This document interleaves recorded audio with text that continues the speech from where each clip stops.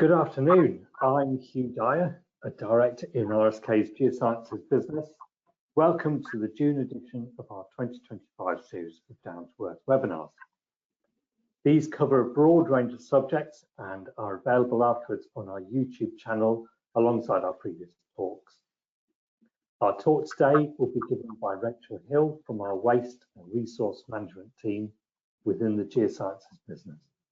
Rachel will give us an overview of the reuse of soil materials in construction using the AIRE MMP route. But firstly, a brief note on housekeeping during the talk. All attendees' microphones are automatically muted through the webinar. During the presentation, you can post questions online and there'll be a question and answer session at the end of the presentation. We'll answer as many questions as possible at the end of the talk. Those that can't be answered due to time constraints will be answered after the webinar. Shortly after the webinar, you'll receive a link to a short survey. If you could take a few minutes to provide feedback so we can improve on our future webinars. Now, please let me introduce our speaker today. Rachel is a principal consultant within Geosciences Waste and Resources business with over 8 years experience within the environmental and waste management sector. As a chartered resources and waste manager, Rachel works closely with our clients to understand their projects and targets and identifies ways in which they can prevent materials becoming a waste, retaining resource value through applying circular economy principles, and effectively manage their construction and excavation arising from waste, in line with best practice and regulations. So I'll hand over now to Rachel to provide an insight into the advantages and challenges of soil reuse in construction. So we'll drop our cameras off now and I'll hand over to Rachel. Lovely, thanks Hugh. So as explained, today I will be having a look at soil reuse in construction, following the journey of a AIRE Definition of Waste Code of Practice or DoWCOP material management plan on our very own hypothetical construction project. So soil and material reuse is becoming a crucial consideration in all construction projects. Landfill tax rose 25% this year, and landfill tax consultation is currently being undertaken by the Treasury, looking to increase the lower tier rate each year until it is in line with the standard landfill tax rate by 2030. So obviously this could have huge cost implications for projects where there is a lot of material being produced. But not only this, circular economy principles and sustainability are becoming key considerations and drivers in construction projects, with many having targets around carbon and waste reduction. So looking at how excavated materials can retain the resource value within them and also prevent them from becoming a waste is of really high importance. So today we'll be having a look at the pre-planning and early engagement stage of soil reuse within projects, what different considerations there are when deciding the right material reuse option. Then going on to our journey of a AIRE DoW CoP MMP, so from inception, preparation and implementation out on site to the verification report once works have finished, and some of the pitfalls and misconceptions along the way. So on to our project. So we have our development site. It's been identified through our ground investigation. There is approximately 1,750 meters cubed of uncontaminated made ground on site, which we will be looking to reuse within our proposed development. There's also a shortfall of 250 meters cubed of topsoil, which we want to import from a nearby greenfield development site onto our site. So that would be clean and naturally occurring material. And we also have some sustainability targets for our project to reduce waste generation and also reduce our carbon footprint. So we're at our planning stage of a project, nice and early within our project, still working out how we are going to fulfill our material reuse ambitions and also our sustainability targets. Soil and excavated material reuse within a project should be addressed really nice and early in a project, and the earlier the better. Soil and excavated material reuse mechanisms can take time, so the earlier they are identified, the easier it will be to implement them, because once that bucket has taken that first scoop of ground, the options do become very limited. So early engagement and identification can mean that the design can be influenced, maybe material can actually be left in place, maybe there won't be as much surplus or deficit created with maybe undertaking some design changes or reviewing what can be done. Addressing reuse early can also give time, and time is key within this. So it might be time for optioneering, where you can address what the priorities are within the project. Maybe it's cost savings, maybe it's carbon savings, maybe it's reducing transport impacts if you've got a remote location. And it can also give time for looking at how the material is to be reused, and then assessing the most applicable reuse mechanisms through that optioneering. How much each will cost, what are the sustainability benefits, and what are the timescales involved with each of those potential options. And that can then be a really nice document that can be used to inform what the best option for your material reuse is. Time can also be beneficial for liaison with regulators, consultants, and local authorities that may be required. We know that this isn't always the quickest process. And time to prepare documentation and identify what further documentation may be required. So if it's a contaminated site, maybe you need a remediation strategy. Is there further risk assessments required, or further things that need to be answered from your ground investigations? Time is also crucial for liaison with all the parties involved. So making sure that everyone in the project understands the processes that are to be used and what their responsibilities are within these processes. It doesn't just maybe all fall to the ground worker, but it might be a bit more of a joint kind of responsibility and overview in applying these mechanisms.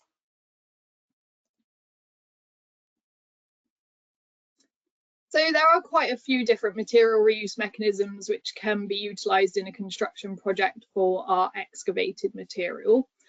So firstly, if the material is clean and naturally occurring and not reworked, and there is evidence to support this, reuse on the site of origin could come under Waste Framework Directive Article 2C, which is the reuse of our clean and naturally occurring material on our site of origin. But it is recommended that the intention of this to reuse the material is always shown throughout documentation and plans. So if you're going to reuse this material to build a bund, for example, this should be shown within your kind of designs and planning. Another option is our U1 waste exemption. So this could be useful for the reuse of certain types of waste in construction activities. For soils, this could be the reuse of up to 1,000 tonnes of non-hazardous soil and stone, either on the site of origin or between sites. But obviously, by using a waste exemption, we're saying that it is a waste, so waste regulations apply, waste transfer notes, carriers licenses, etc. If there's made ground to be reused on the site of origin and or the import of clean and naturally occurring material from one site to another above 1,000 tonnes, then AIRE DoW CoP may be suitable. So this can help with these different scenarios. We must make sure that all the 4 factors, which I'll discuss a little bit later on, can be fulfilled. The next option is an environmental permit. This may be another option if you have material which has already been deemed a waste or for specific operations, so things such as deposit for recovery, treatment, land spreading, etc. But this is for a large scale operations, and a lot of controls would be required with a long lead-in time, kind of possibly 1 to 2 years to actually gain the permit and get everything in place. And then obviously there'd be some quite tight controls and conditions that will need to be adhered to in that project. The very last option is to do nothing. So don't have any mechanisms in place, which means you could be risking legal consequences, enforcement action, and of course reputational risk as well, which can be expensive in many different ways. So for our project, as we have that reuse of made ground on site of origin and the import of more than 1,000 tonne of clean and naturally occurring material from another site, CLAIRE DoW CoP is probably going to be our best option to encompass those activities all within one mechanism. And this is especially a good option because we're early in our project and no excavation has started. Of course, MMPs cannot be done retrospectively. Once that material has been excavated, an MMP cannot be created for it. And this means there is plenty of time for the documentation to be prepared if we're nice and early in our project, have that declaration undertaken by a qualified person, and everyone made aware of their responsibilities and requirements. Okay, so we've decided that CLAIRE DoW CoP is going to be our mechanism for our excavated material reuse in our project. Let's have a look at that in a little bit deeper detail. So what actually is the DoW CoP? It is a voluntary industry-led framework developed by Contaminated Land Applications and Real Environments, aka CLAIRE, in collaboration with the UK government and environmental regulators. It is intended to streamline the regulatory processes, support in circular economy, which is obviously becoming a really important part of projects now, and sustainability, and also improve environmental outcomes across the construction and remediation sectors while maintaining the protection of human health and the environment, which is obviously a key part of legislation. So in practice, this allows the reuse of non-waste outside of waste regulation if process is followed correctly. It enables the reuse of contaminated and uncontaminated materials on their site of origin, enables the direct transfer of reuse of clean and naturally occurring soil materials between sites, and it is also the reuse of contaminated materials between sites within a defined cluster project, but these are quite rare. Typically what we see within RSK is clients using site of origin for that contaminated or uncontaminated materials, and also direct transfer of the clean and naturally occurring materials between sites. But I mentioned it's the reuse of non-waste if the process is followed correctly, and if the process is not followed, the material could be deemed a waste, and the reuse activity could be deemed an illegal deposit of waste, which obviously can lead to enforcement actions, very expensive fines, and potential costs of material removal and disposal. So following the whole process under DoW CoP and the material management plan is really crucial.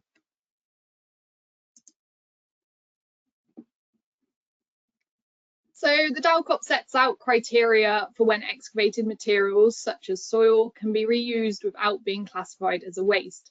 And this is based on 4 key tests which are rooted in environmental law that must be met and documented in our material management plan and the supporting documentation.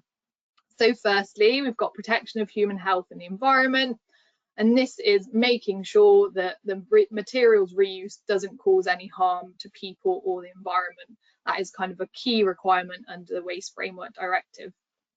Certainty of use, this means there must be a clear planned use for the material, i.e. supported by planning permission, those nice drawings showing where that material is going to be reused and what it's going to be reused for, and not just to reuse it for the sake of it to avoid disposal. That must be in from the start of the project.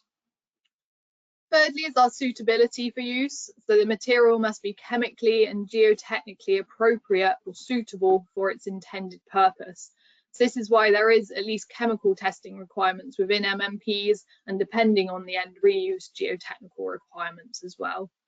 And then finally, our quantity of material. So only reusing the amount of material which is actually needed within the project. Excess material would be deemed a waste and must be managed accordingly. So again, this comes into kind of not needing and not using more material than is actually required.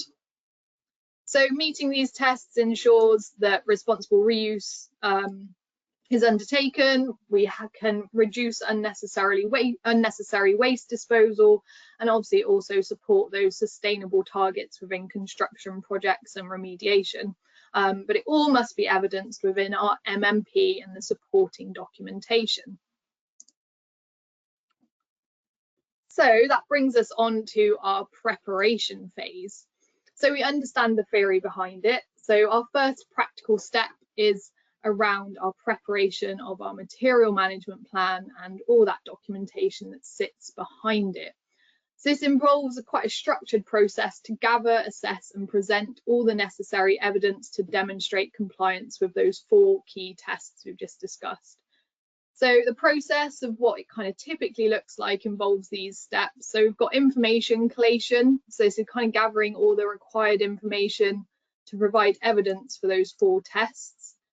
There will be an information review and checks, so assessing the data provided, identifying whether there's any gaps in that evidence.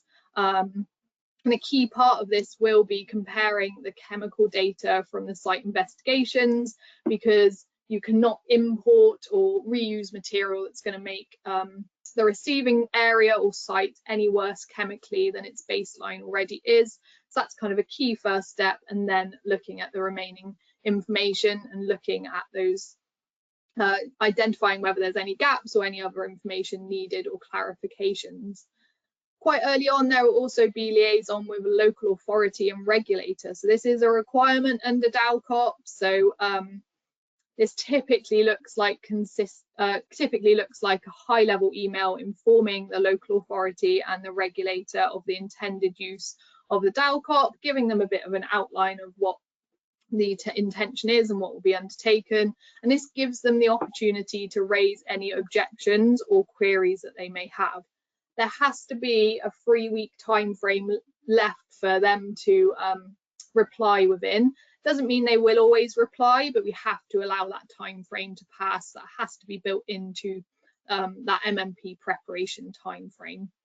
There may also be some client liaison in here. Maybe there's some information that's needed, maybe there's some more clarification required, or maybe the local authority or regulator has come back with some queries.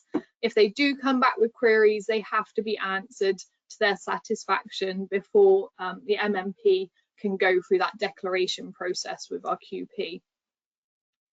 In the case of our site, because we have uncontaminated made ground reuse and the import of clean and natural, we would also produce a design statement. Now, if it was a contaminated site, then you'd probably be looking at having a remediation strategy instead of the design statement, which would need to be approved by the local authority. So the design statement, for our instance, outlines how the material will be reused within the site design, and confirming it's necessary and suitable, fulfilling those key factors. If a remediation strategy was required, and as I say, this would need to be approved by the local authority and would be in place of that design statement. Another document that's also created is our verification plan. This details how compliance will be monitored and evidenced during material handling and placement. And this obviously then, this evidence that you collect through that process will then feed into our verification report at the end. And then we will also complete the MMP form. This will be the official CLAIRE MMP kind of template with lots of different questions, summarising all the key information and providing lots of evidence within the appendices sat behind that MMP form.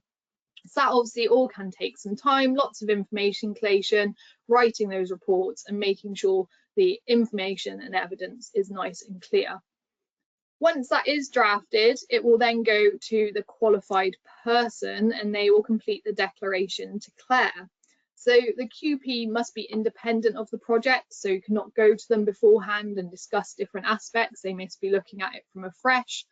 And that once they've reviewed it and they're happy with it and satisfied that all the documentation and requirements is there, then they will issue a formal declaration confirming that it meets the DoWCOP requirements. And then following this, the CLAIRE declaration fee must be paid within 28 days. The QP might have some kind of feedback, queries, which obviously might add on a little bit more time there that will need to be addressed. So all in all, this process typically takes around 6 to 8 weeks, providing that we've got all the correct information, and there might not be too many queries or kind of things that need to go back and forth on. This means that excavation of the material cannot occur until the MMP is fully drafted, awaiting the QP review. So if it is fully drafted and is just awaiting that QP review, excavation of the material can occur. However, it needs to be declared until the import and placement of the material can begin. There is also a minimum 1 week requirement after the declaration to give a bit of kind of leeway for Claire to raise any queries or objections following the declaration. So what we always say is have that declaration and then wait 1 week and then works can commence. Well, obviously, as I say, this is typically 6 to 8 weeks, but if there's information needed or more queries and requirements, then it can take longer. And for us, this is where we find there can be delays occurred. So information collation and review, there is a lot of information required to support the MMP and evidencing those 4 factors that we mentioned earlier. So information requirements can depend on the complexity of a site. So if you've got quite a nice easy greenfield site where it's maybe just importing from one donor site to our receiver, that might be quite straightforward. Whereas if you've got remediation strategies, if there is contamination on site, if there's multiple donor sites, and maybe it's quite a large scale project, it can be a lot of different information that's required. So some of the kind of basic things that we'd look for is site investigation data, chemical and geotechnical testing results, proposed material reuse locations, volume calculations with evidence of those, and justification of the need of the material. So going back to that kind of planning permission, designs, also things such as contractor details, so who will be undertaking the actual material movements and excavation, and contingency arrangements as well. So that is around if there is material that's excavated, maybe isn't suitable for reuse, then we will need to understand how that will be managed. So this is where we find that 6 to 8 weeks preparation timeline is often extended when not all of the information is readily available and there has to be further information requests, checks, and potentially even needing to create new plans or documents and maybe getting them signed off by the local authorities. This can all take time, and this goes back to those earlier slides. Early engagement is absolutely key to allowing for that time frame and allowing for those checks and information review and collation to be undertaken. And obviously that means that if there is a longer time frame on this, then there can be program delays. So once we've completed our MMP preparation stage and it's been declared by our QP, in the case of our site, there's a design statement instead of a remediation strategy. We're left with kind of a key set of documents and supporting appendices. So we've got our AIRE DoW CoP MMP, which is obviously our kind of core document summarising the proposed material movements and evidence against the 4 DoWCOP tests. It also outlines key roles and responsibilities. We've got our design statement, so how and where the materials be reused within the site design. And this might also include your validation, testing requirements and screening values. Then we've also got our verification plan, which outlines how compliance with the MMP will be monitored, recorded and reported during the material excavation, handling and placement. So now these documents form really kind of an operational guide for the compliant material reuse under DoWCOP. So ensuring, and then if you follow them, it helps ensure that materials do not become classified as the waste. So this means that they must be really clearly understood by all those on and kind of involved in those material management. So that will include the developer on site, that might be the ground worker as well, and any other subcontractors that are involved in that. And fully understanding and adhering to these documents is really crucial to maintain compliance. They aren't documents that can be created and then left on a shelf. They need to be kind of well known, talked through and discussed. So on to our implementation phase. We've got our MMP and associated documentation. It's been declared by our QP, so we can begin our implementation process. So it can include a number of different aspects. So firstly, ensuring everyone involved in the material management plan process, from operatives to subcontractors, are fully aware of those requirements and responsibilities set out in our design statement, verification plan and our MMP form. It might also involve carrying out visual and olfactory assessments during excavation to identify any unexpected contamination or changes in material condition. It might also be conducting regular topographic surveys to capture baseline ground levels, excavation locations and depths, maybe stockpile volumes, and also final placement levels. There may also be tracking, there is also tracking, so tracking every material movement, so from your excavation location to your stockpile location, and then from your stockpile location to the placement location, must include details of quantities, those different locations, description of material, and dates of transfer. May also need to consider our different kind of contingency requirements, and also chemical and geotechnical testing frequencies and screening compliance, so making sure that you're doing those tests as you need to in line with your MMP and requirements, and also screening the results after as well. It's no good just doing the tests and saving the results in a file. They need to be screened against those requirements to check whether the material is suitable for reuse, and if they're not, that might be where those contingency arrangements come in and need to be applied, and maybe that material then needs to go off-site.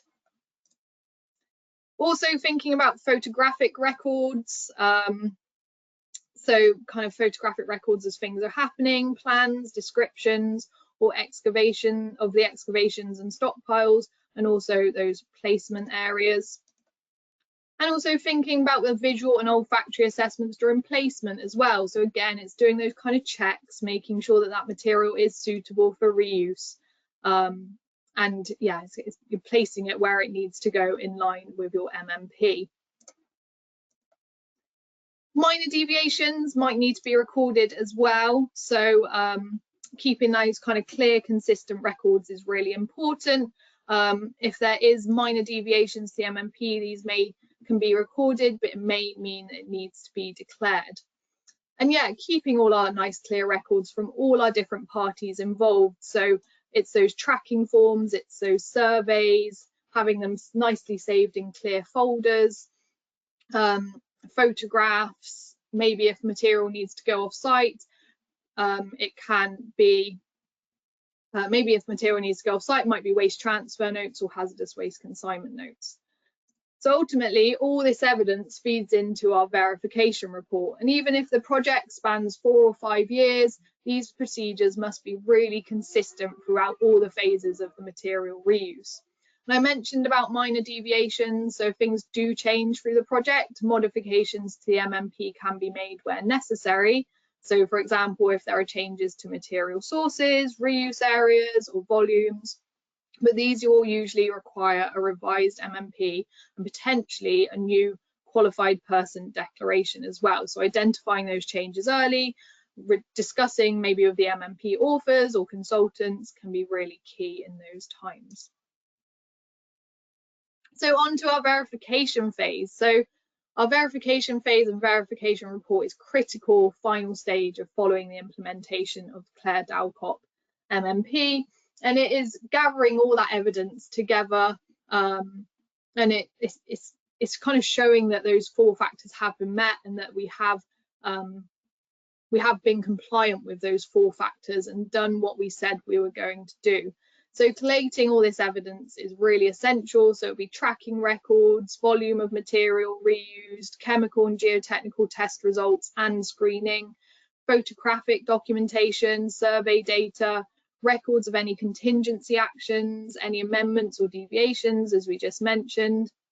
And the verification report brings this all together and must clearly demonstrate that all those material movements and placements were conducted in accordance with the MMP and that the reused materials didn't become a waste. So the report is compiled all together, brings this all together, has lots of appendices because it's providing that evidence and talks through what's been done, and then is submitted with CLAIRE usually excuse me, submitted to CLAIRE usually within 3 months of project completion, though this can be extended if there is program slippage, but CLAIRE will chase. In that original MMP, there is a date that's put in there of when the program is expected to finish, and Claire will record that. So they will chase for this verification report if it's not submitted within the time frame. So failure to submit this can lead to quite serious consequences. So Claire might inform the regulator that verification report has not been received, and obviously the regulator then may scrutinise the activities. And where the DoWCOP cannot be evidenced, so maybe there isn't enough evidence to show that the MMP has been followed, then material reuse in the worst case could be deemed an illegal waste deposit. Claire themselves also operate an auditing scheme. So there's involving kind of random or sometimes targeted audits of projects and verifying adherence to the code of practice. So that can also happen even if the verification report is submitted. There may be an audit by Claire that's undertaken checking that as well. And this verification report phase is typically where we most commonly find that companies fall down when they implement their MMPs. So tracking records aren't complete, we don't know what happened to the material that failed the chemical testing, surveys weren't completed, geotechnical testing wasn't undertaken at the required frequency, waste transfer notes for the unsuitable material were lost. If this evidence can't be provided, it can make it really difficult to compile and prove that the MMP was followed. So luckily for our little scheme, we're saying that we followed everything correctly, we knew what we were doing, and we have reused our material compliantly with the DoWCOP. So we've submitted our verification plan and it's been accepted by Claire.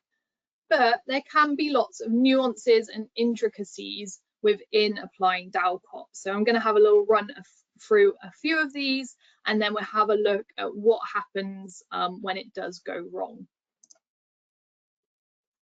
So have a little look at some of the closer nuances and intricacies of DoWCOP.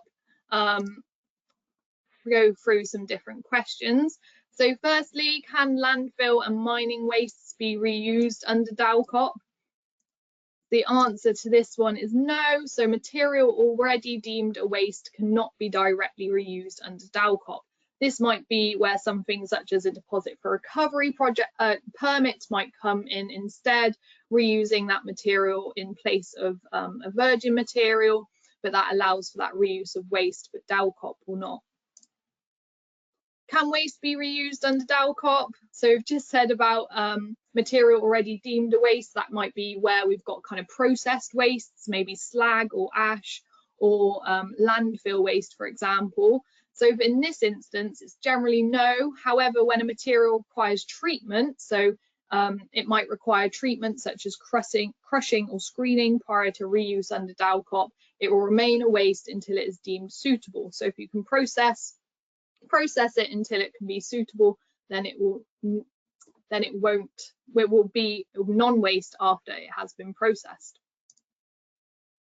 MMP amendments, so when is a new declaration required?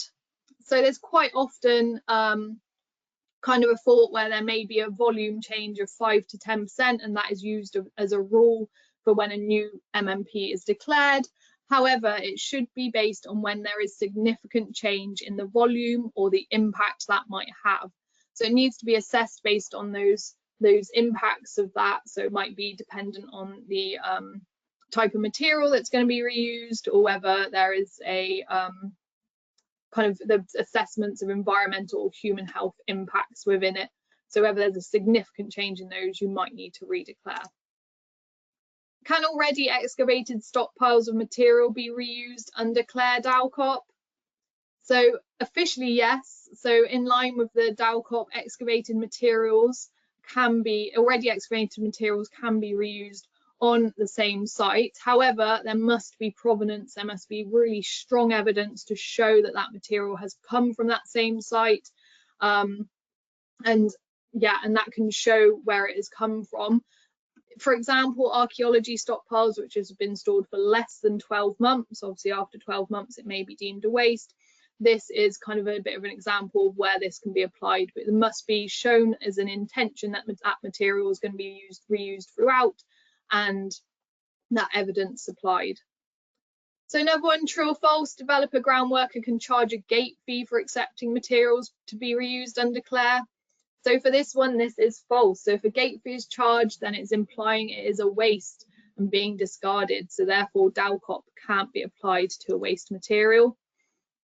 True or false, a CLAIRE DoWCOP MMP can be reused, can be used in the same location as another MMP has been previously used. This is true as long as it is under separate planning permission. And can CLAIRE DoWCOP responsibilities be passed from developers to ground workers contractually? For this one, it's a no. So responsibility can be passed down via contracts. In the view of HMRC liability, they often get involved due to the potential missing landfill tax in these instances. It can be strict or joint. That means that everyone within the chain may come under scrutiny or prosecution under this, or fines, even consultants. So if there is lots of queries over MMPs and DoWCOP, CLAIRE do also have their insight service. So this can be tailored support for large or complex projects. There is a hotline number, or obviously you can always talk to the regulator.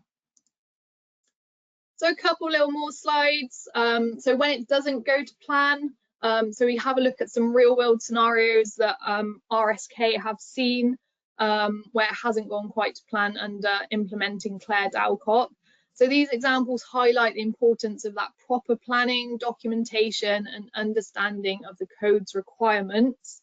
And also just to mention where consultants are mentioned here, it was not RSK. So firstly, we had a housing development. MMP was drafted by a consultant, but the client didn't approve and the QP declaration wasn't made. Work still ended up proceeding. The EA visited site, stopped works, and 50,000 cube of material had already been placed. And this had to be removed from the site and disposed of. And the client ended up receiving a caution. But obviously, there was a huge amount of costs involved with that removal of that material, and then possibly the re-import of clean material to still fulfill what the client was looking to do. There was another housing development, so an MMP was prepared and declared, which is obviously good. Due to programme delays though, 20,000 cube of subsoils sourced from donor site had to be stockpiled on an interim site for 18 months with no EA agreement. So this comes back to that stockpiling rule. If material is being stockpiled for more than 12 months, it may be deemed a waste, and there needs to be some agreement in place or mechanism to allow for that storage. The material, so 20,000 cube, ended up having to be sent to landfill, and a replacement clean material sourced from elsewhere. So again, huge amounts of costs, landfill tax on that material having to go to landfill, movement costs, and then importing that clean material again. There was another example of commercial development. So an MMP was in place and compliant, great. Works were then completed, but verification testing, so our chemical or geotechnical testing, was not undertaken in accordance with the MMP, not undertaken in accordance with those frequencies, and potentially also not screened in line to check whether those results meant the material was compliant and suitable for reuse. This meant that there was an extensive retrospective site investigation to establish material quality, but the site was still potentially subject to enforcement action. So if that material is placed and reused without those chemical checks being undertaken, that site investigation needs to go back in again, huge amounts of cost to check whether that material was actually suitable and compliant to be reused. Obviously, if it isn't, then there's risk that that all would need to be taken off site. And then finally, mixed use development. So each client, contractor, and consultant, so there's different parties involved here, assumed that the other parties had produced and implemented the MMP, but no one had. So material reuse still went ahead. The sites was subject to enforcement action from the regulator, and the development ended up ceasing for several years. So huge impacts when following an MMP or not getting it quite right can occur from when that happens, and that can be really expensive, and of course can also be different enforcement action, and of course reputational impacts from that as well. So finally, a quick wrap up. So in summary, DoWCOP is an incredibly useful mechanism for the reuse of material as a non-waste and applying sustainability and circularity into construction projects. To make the most of DoWCOP, though, it's essential to embed it into the project from the very beginning and not treat material reuse and DoWCOP as an afterthought.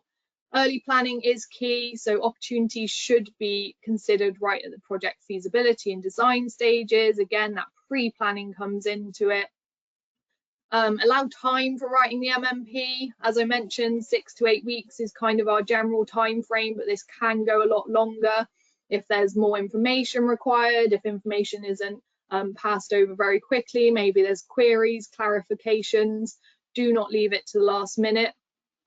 And everyone needs to understand it as well. So as mentioned, there may be different parties involved, ground workers, other subcontractors, developers. So everyone involved should understand what's in the MMP and the associated documentation and implement it properly on site. We do often see that different parties can push the responsibility maybe onto the ground worker on a project, but everyone should be playing their part and involved doing those checks, making sure that the process is followed. And evidence is everything. So finally, keep records as you go, photos, tracking logs, test results. All of this builds you nice evidence for that final verification report, because if the evidence isn't there, then compliance with the DoWCOP cannot be demonstrated. Excellent. So thank you everyone for listening today. I will pass back over to Hugh and we'll see if we've got any questions. Well, firstly, thank you, Rachel, for that presentation. Really, really interesting. And you'll be glad to know we have got some questions that are coming. Excellent. So if we start with, can excavated landfill waste be reused under the MMP? Yeah, so it's a good question, and it's one that we see get often asked. Kind of landfill redevelopment is becoming quite popular now. I think with more push for more housing to be built in the country, and also use of brownfield sites. But unfortunately, because that landfill waste is already a waste, then the DoWCOP cannot cover it because it only looks at non-waste material. But there is other options that can be used, so deposit for recovery permits could be suitable in this instance, and that would allow the reuse of material already classed as a waste for a specific purpose. But environmental permits obviously can take a little bit of time, so that pre-planning, early engagement and allowing that process to be undertaken is quite key. Right, okay, that's interesting. Can stockpiles of soil be moved around the site before final placement under the DoWCOP? Yeah, so they can do, but the movements need to be kind of recorded and justified within the MMP. Also considering whether that soil, if it's been moved around a lot, is it still actually suitable for use? So especially if it's going to be reused as topsoil, is it still kind of got those topsoil qualities, or maybe it's potentially picked up contamination from other areas of the site. Within the MMP, it should be kind of detailed where your stockpiles are going to be. So if that material is going to be reused, there needs to be there needs to be some kind of consideration up front of how those stockpiles will be moved, how they'll be managed, how they'll be handled. So there needs to be kind of a clear plan and tracking of those of that material and those stockpiles. But obviously, if you're moving around soil quite a lot, there can be added risk, can lead to confusion, loss of kind of that material tracking information. So just need to be a bit careful on the risks there. Right, okay. I've got a couple of questions here about U1 waste exemptions. So I think the first one is, can you use a U1 exemption a number of times on site for different materials or different areas of the site? Yeah, so it's a good question. So U1 exemptions are they're a nice, easy mechanism when you've got low risk, low volumes of material to be reused or waste to be reused because it's a waste exemption. So typically when you require or you kind of register for a U1 waste exemption, the area will be your red line planning boundary. So even if you've got different phases within a project, you cannot register a different U1 for each phase because that is increasing the quantities that you can reuse. But yeah, so under the U1, you've got your different conditions, you've got your different activities and your limits of quantities, and then your different waste types under those different activities and limits of quantities. So you can undertake different activities. So it might be use of construction, you've got your 1,000 ton limit, and then you've got your different waste types that come under that. As ones for kind of building tracks and bridleways and also road subbase as well. So yeah, as long as you're in line with those different conditions, the activities, the values and the waste types, then yeah, you can use them, but only registering one on your kind of red line boundary site. Right, okay. And another question that you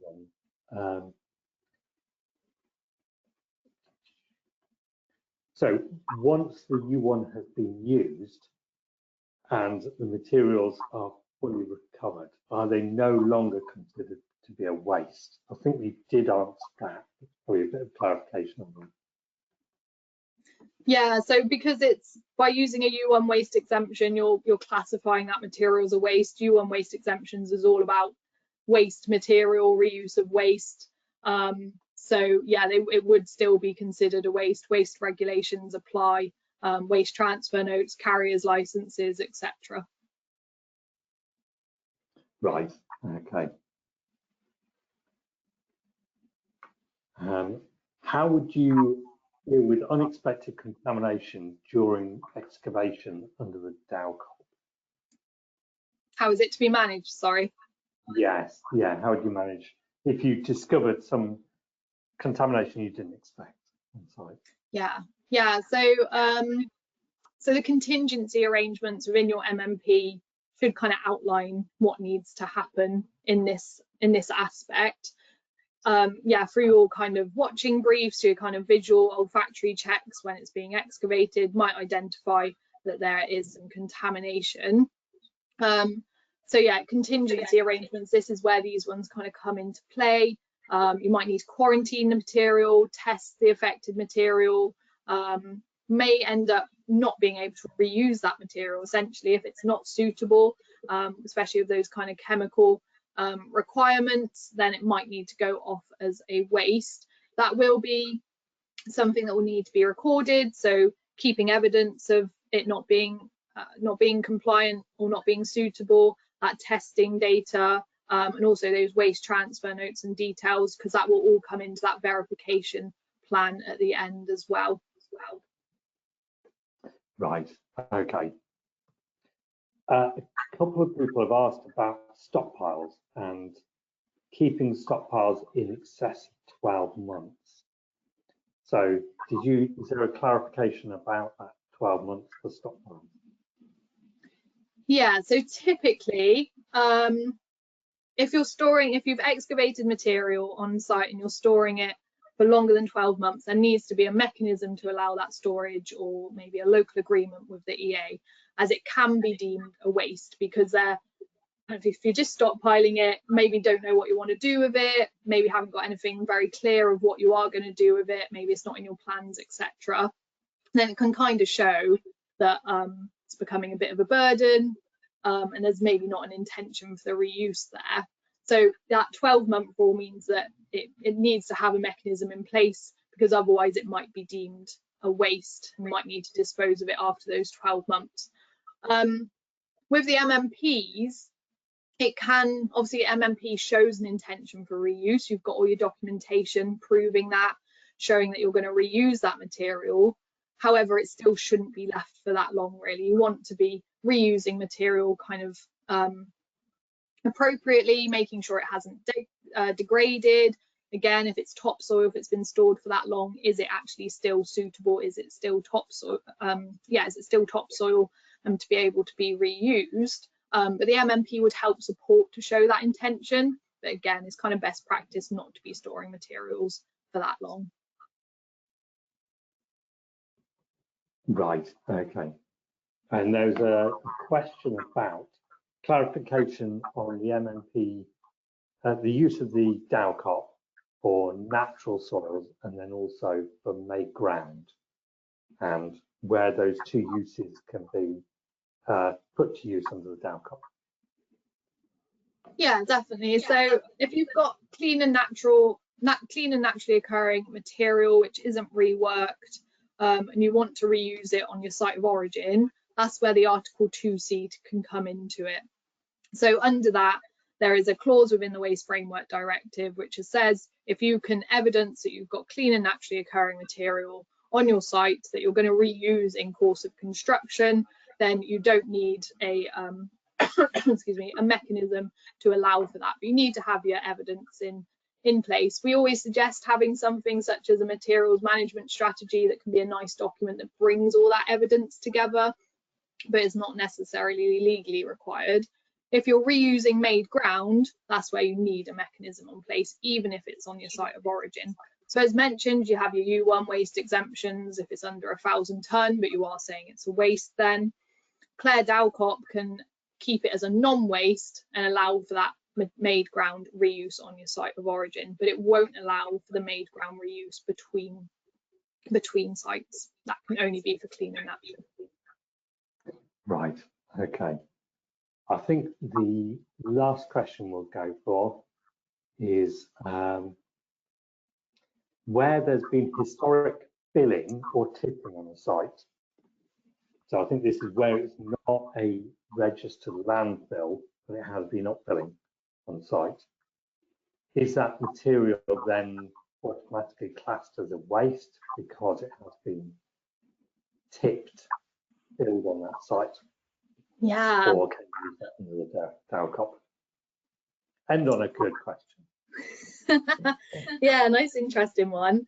I suppose it would come down to kind of that definition of waste. If that material's been previously discarded by the holder, then it would have become a waste, even if it maybe wasn't compliantly tipped. Yeah, that might be one that Claire Insights might be a good one to kind of chat to Claire about. But I'm thinking if it's been previously tipped, you don't know where it's come from, it might be quite a difficult one to get under that DoWCOP. It might be considered a waste. So that's where you'd be looking for your environmental permits to come into play there. You'd probably have to have some really good understanding of what that material is as well. And yeah, maybe have a chat with kind of the regulator to see what options there might be. Lots of different nuances, lots of different kind of things that need to be discussed. And yeah, there's we always get lots of different questions under DoWCOP and what can and can't be done, because it can be a really useful mechanism, but yeah, there's a lot of kind of pitfalls and nuances and those intricacies within it. No, that's brilliant. Thank you, Rachel. So we'll end the questions there, and we have had quite a lot of questions come in, so Rachel will review those and she'll come back to you on those once she's had a chance to review them. Thank you again to Rachel, and our next Down to Earth talk will be on Tuesday the 15th of July, and we'll look at sustainable geophysics applications within the renewable sector. So please remember to complete the feedback following the presentation. Thank you for attending today, and we'll see you again in July. Thank you very much. Thank you.